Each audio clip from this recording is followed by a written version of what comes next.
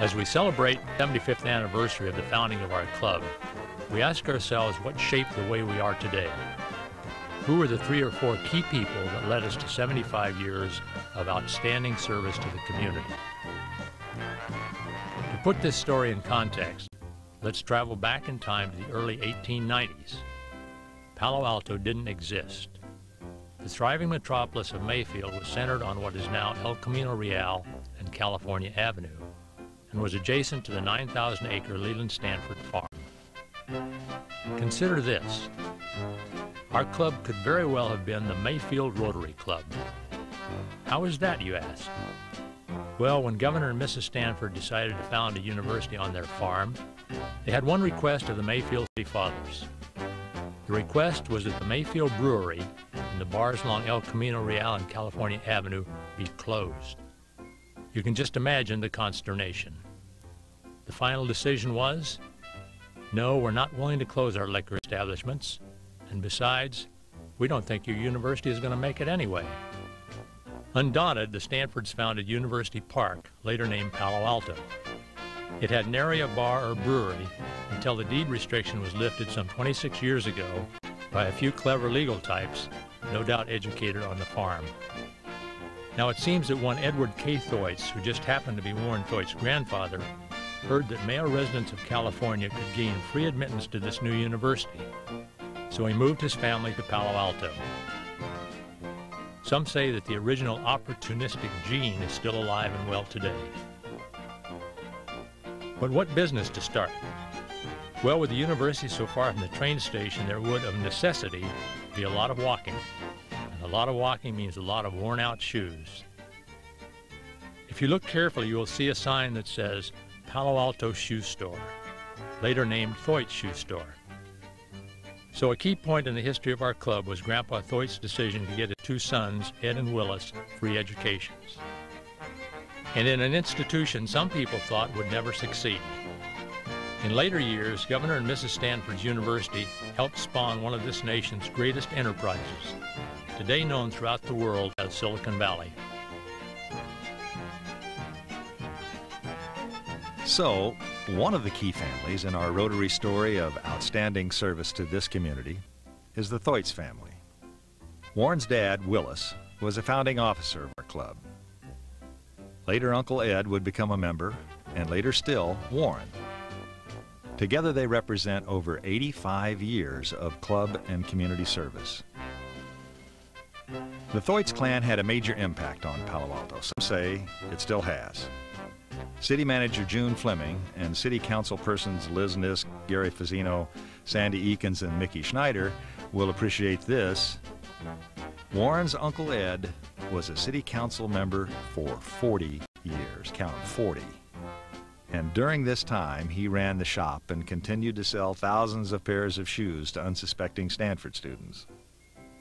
One of Warren's favorite jobs as a young boy was putting price tags on the boxes of shoes at his uncle's store at 174 University Avenue.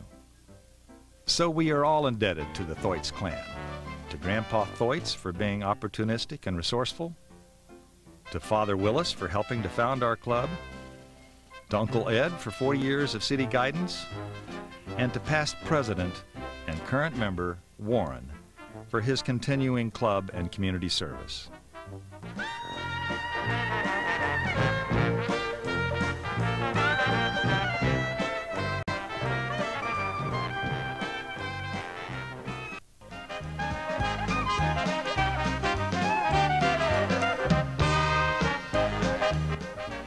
Now let's take a look at the moment in time we celebrate this year, the founding 75 years ago of the Rotary Club of Palo Alto, the first service club in our fair city, a club destined for greatness.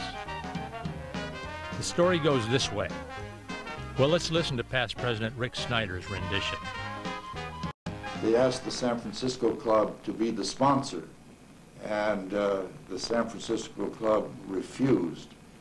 There was some suggestion at the time that it was loaded with Cal alumni, and they did not particularly think that there needed to be a club in Palo Alto. As a footnote, not only did San Jose sponsor our club, but we went on to sponsor the Redwood City, Menlo Park, Bayshore, and Palo Alto University clubs. The 16 charter members included a broad cross-section of Palo Alto's business community and Stanford administrators and educators. These were some of the comments made to us by Warren Thoitz during a tour of the downtown. This site at the corner of University Avenue and High Street was the location of the second meeting place of our Rotary Club. It was Wilson's Restaurant and Candy Store, known affectionately as Sticky Wilson's. Following many years at Wilson's, the club held its meetings at the Sunset Cafe, located here at University Avenue and Bryant Streets. This building on Hamilton Avenue, across from the Cardinal Hotel, housed Horribin's Feed and Fuel. In those days, it was the only place to buy hay, fuel oil, feed for your cattle, whatever. It was owned and operated by charter member William O. Horribin. Although the downtown library on Forest Avenue doesn't look like a laundry today, it was the site of the Stanford Laundry, owned and operated by charter member J. Byron Blois. His son Bob became a member of the club and continued after Byron's passing. The Stanford Laundry was the laundry of its day. It did all the laundry for the Stanford Athletic Department, and so was a very busy place. It covered most of the block with its facilities at that time. Byron was a very active member of the community, was a city councilman, became mayor, and was a major contributor to the welfare of Palo Alto and to the history of our club. This was the Bank of America building. On the second floor were the offices of Edgerton T. Lakin. Ed Lakin was a charter member of the club and then its only attorney. It's hard to find a club today with only one attorney. Although you'd never know it from the signs on the building, and it's had a couple of facelifts, but this was the site of the Palo Alto Hardware Company, which was owned and operated by charter member and longtime member William Ben Allen. Our first president of the Palo Alto Rotary Club was Roger Barney Roberts. He was the then local Buick dealer. This is the site of his dealership, a very popular place. Buicks were very big in those days, and Warren remembers coming down with his dad to pick up a new car and then driving down University Avenue. Some of you remember Vic Varello.